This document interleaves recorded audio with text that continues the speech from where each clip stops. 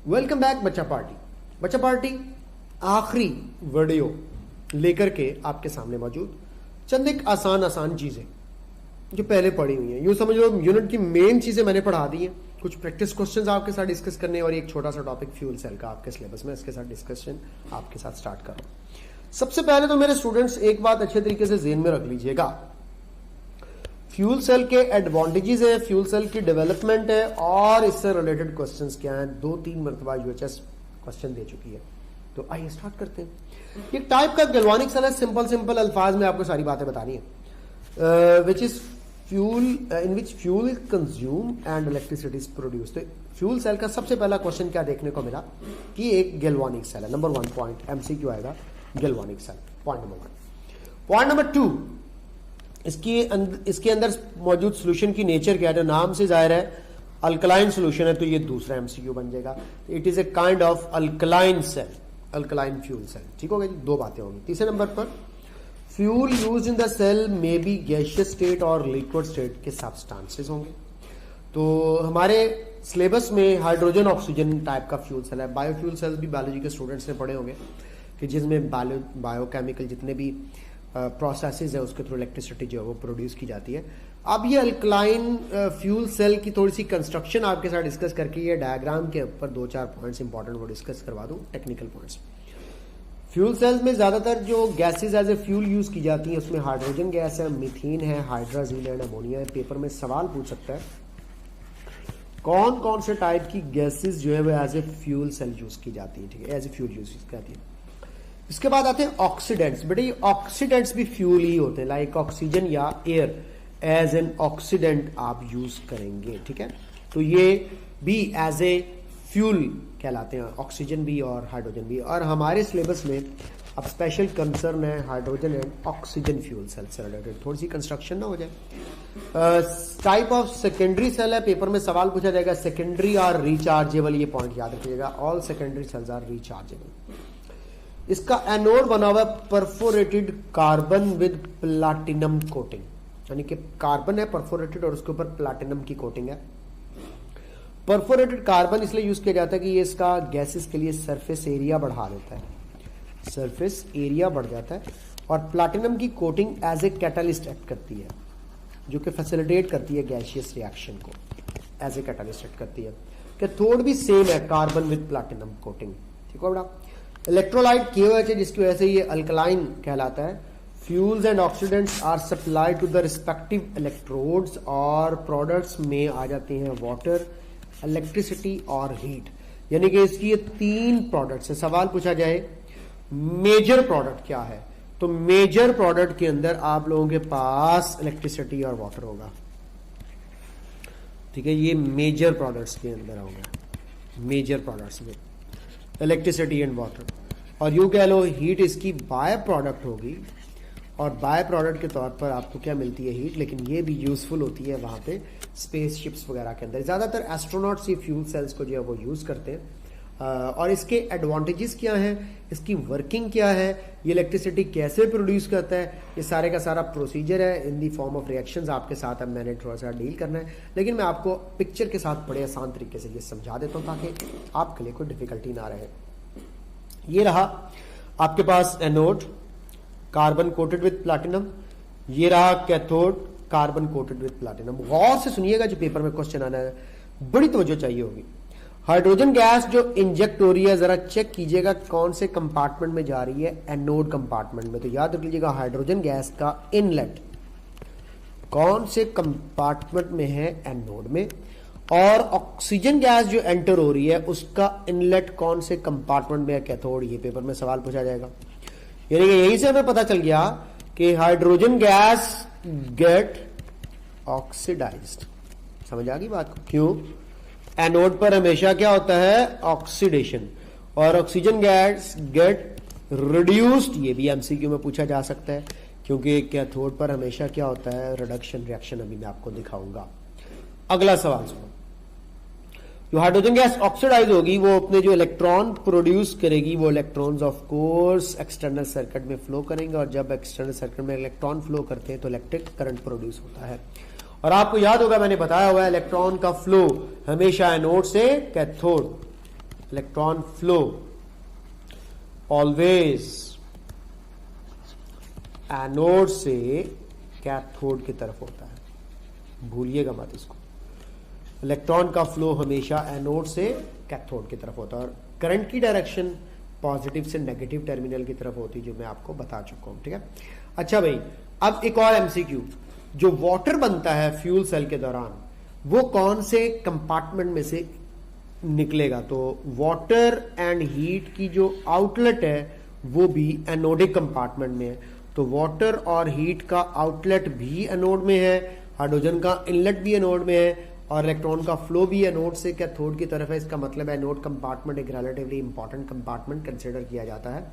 ये सारे एमसीक्यूज के हवाले से आप लोगों को मैंने बता दिया। अब आपको मैं बताता हूं कि हाइड्रोजन गैस एनोड पर आके ऑक्सीडाइज कैसे होगी, फिर ऑक्सीजन गैस कैथोड पर जाकर रिड्यूस कैसे होगी। ये रिएक्शन आपके सामने है, देखो ये इलेक्ट्रोलाइट KOH से हाइड्रोक्सिल आयंस मिलेंगे, हाइड्रोजन गैस आकर के ऑक्सीडाइज होगी कैसे, तो आपको यहाँ पे साइड पे रिएक्शन भी बता देता हूँ कि H2 गैस जैसे ही आएगी तो 2 इलेक्ट्रॉन लूज कर देगी और बन जाएगी 2 हाइड्रोजन आयंस। ये होगा लॉस ऑफ इलेक्ट्रॉन, जो कि होता है ऑक्सीडेशन, ये होगा एनोड पर। अब ये जो 2 हाइड्रोजन आयंस बने होंगे, ये 2 हाइड्रोजन, क्योंकि यहाँ पे डायरेक्ट रिएक्शन लिखा हुआ है, ओवरऑल रिएक्शन भी आप निकाल सकते हैं। ये 2 हाइड्रोजन आयंस जो बनेंगे लॉस ऑफ इलेक्ट्रॉन के रिजल्ट में, ये हाइड्रोक्सिल आयंस के साथ मिलकर के क्या बनाएंगे, वाटर। और ये रहे 2 इलेक्ट्रॉन जो यहाँ पे लॉस हुए। इसका मतलब ये है कि ये एनोड का एक ओवरऑल रिएक्शन यहाँ पे लिखा गया है कि हाइड्रोजन ने पहले इलेक्ट्रॉन लूज करके हाइड्रोजन आयन बनाने हैं, ये पड़े हुए 2 लॉस्ट इलेक्ट्रॉन्स, और ये हाइड्रोजन आयन हाइड्रोक्सिल आयन से मिलकर 2 मोल्स वाटर के बनाएंगे। उधर से आ रही है ऑक्सीजन।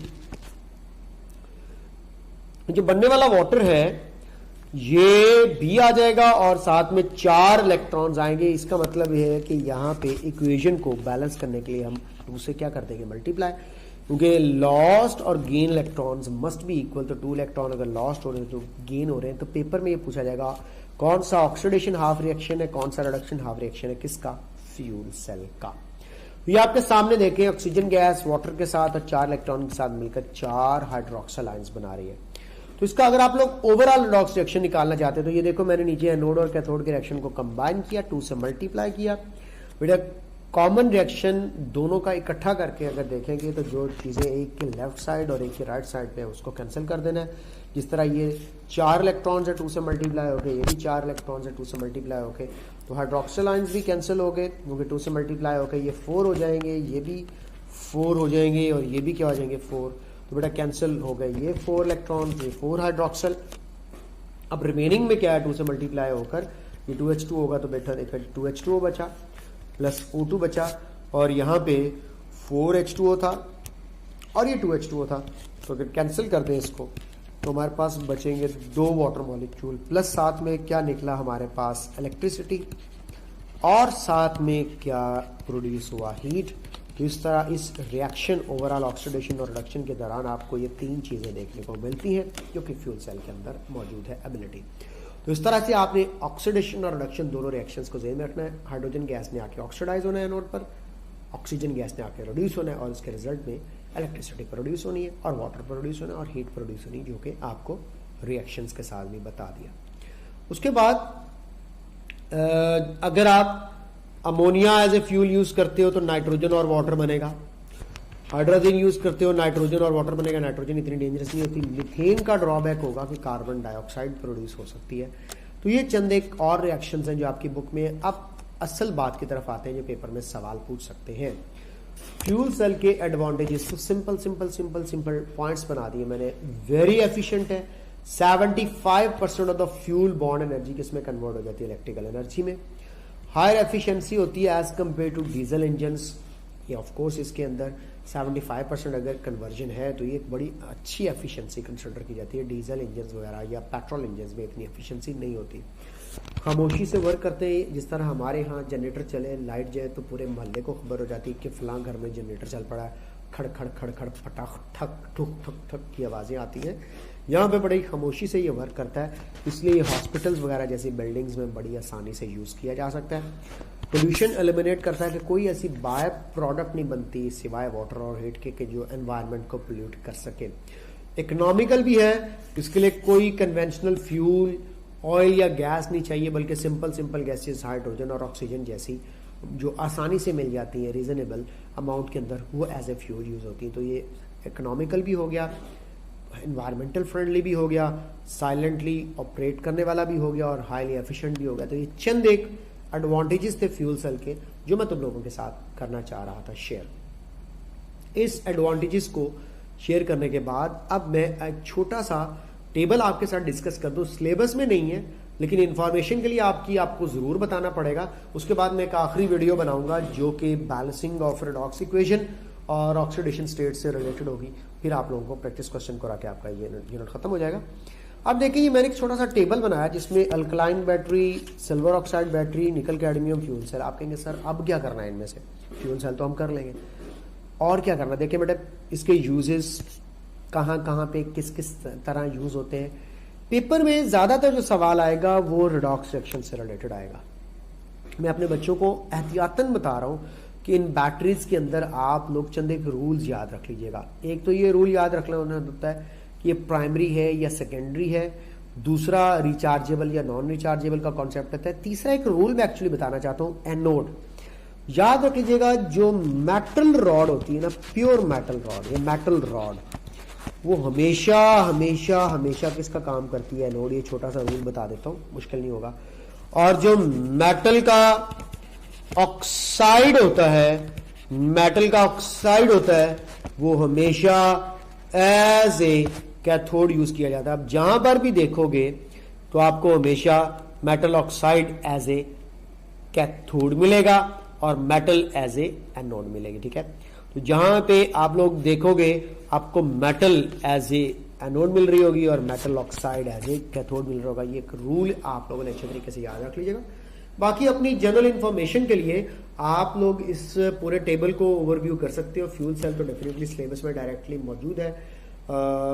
बाकी बैटरीज के रेडॉक्स रिएक्शन एटलीस्ट आपको पता होने चाहिए कि कौन ऑक्सीडाइज हो रहा है, कौन रिड्यूस हो रहा है, उसके बेस पर क्या क्या रिएक्शंस हैं जो देखे जाएंगे।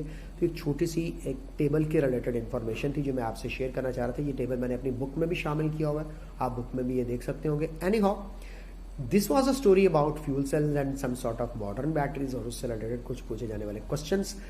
फर्दर मोर आप लोगों को लेकर के जा रहा हूँ नेक्स्ट वीडियो की तरफ जो कि होगी ऑक्सीडेशन और रिडक्शन, ऑक्सीडेशन स्टेट की बेस पर, ऑक्सीडेशन स्टेट को फाइंड आउट करने के रूल्स की बेस पर चंद एक वीडियोस वॉच कीजिएगा। खुदा हाफिज़।